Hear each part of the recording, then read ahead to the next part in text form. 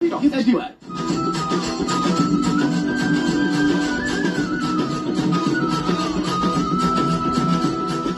सिद्धी आहे सिद्धी. सगळ्यात जास्त प्रेम बापावर जर कोण करत असेल तर ती मुलगी करते, मायबाप.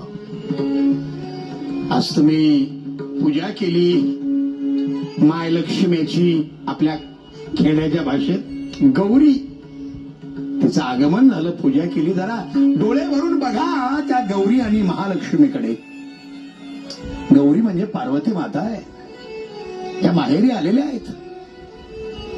सगळ्यात जास्त प्रेम बापावर जर कोण करत असेल तर ती मुलगी आहे. तुम्ही बघा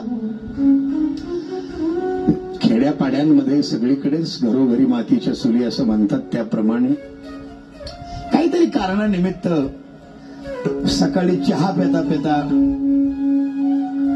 सकाळीच बाई नवऱ्याला बोलते, टचकन त्याच्या काळजाला लागतं आणि तो तसाच अर्धा चहा खाली ठेवतो आणि बाईला सांगतो, मी मोह तोंड तुला दाखविणार नाही. तरा तरा तरा तरा तरा तरा तरा अंगणामधून निघून जातो. अंगणामध्ये 12व्या वर्गामध्ये, उद्या इंग्रजीचा पेपर आहे त्या पोरीचा, 12व्या वर्गामध्ये परीक्षा देणारी, भांडे घासत असणारी मुलगी आहे. बरं गंभीर बाबा, तिच्या समोरून बाप ज्या वेळेला निघून जातो ना, त्यावेळेला त्या पोरीच्या काळजात पहिल्यांदा धस्स होतं. माझी आई विनाकारण बोलली माझ्या बाबाला, आणि बाबा जेवणार नाहीत. सकाळी स्वयंपाक तयार केलेला असतो, पण मुलगी दिवसभर अन्नाचा एक कण सुद्धा खात नाही, कारण बाप उपाशी आहे. बाप उपाशी. नाईलाजानं माणूस रात्रीच्या वेळेला घरी येतो, बेडरूम मध्ये जातो, अंगावर पांघरून घेतो. पोरगी माईची नजर चुकवते आणि आपल्या फाटक्या ओढणीच्या खाली आतमध्ये जाऊन एका प्लेटमध्ये एक चपाती आणि 2 बटाट्याच्या फोडी झाकून नेते बापाच्या खोलीमध्ये आणि पायाकडून पांघरून उडते माय बहीण. बापाला वाटतं कोणीतरी आलंय. उगीच कावरा बावरा होऊन बाप इकडे पाहतो, हातामध्ये ताट घेऊन ताई आहे. उगीच आपलं काहीतरी बोलायचं म्हणून बाप बोलतो, बेटा उद्या तुझा पेपर आहे, जाऊन अभ्यास कर. मी जेवणार नाही. तेवढ्याच आवाजामध्ये पोरगी बापाला म्हणते, बाबा मी नापास होईल, पण तुम्हाला जीव घातल्याशिवाय इथून जाणार नाही. याला मुलगी म्हणतात. ही गौरी आहे, ही मुलगी आहे. आणि मग उजव्या हातानं चपातीचा तुकडा तोडते, बटाट्याची फोड. डावा हात बापाच्या मानेखाली घालते, अलगद उठवते. उजव्या हातानं बापाच्या तोंडामध्ये मोठ्या प्रेमानं पोरगी घास घालते.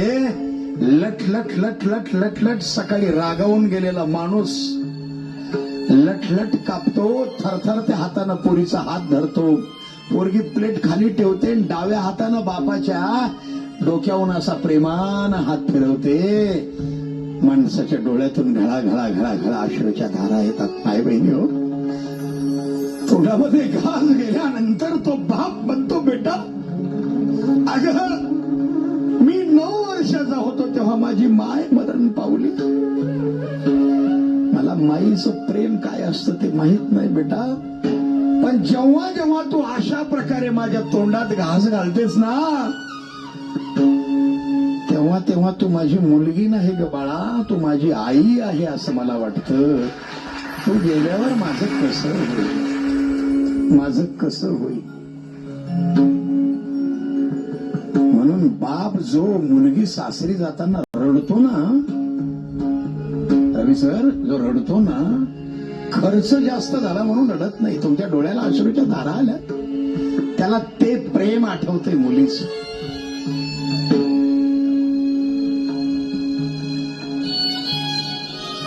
जसं शेवटचं मंगलाष्टक होतं, सिद्धी सांगतो मी बरं.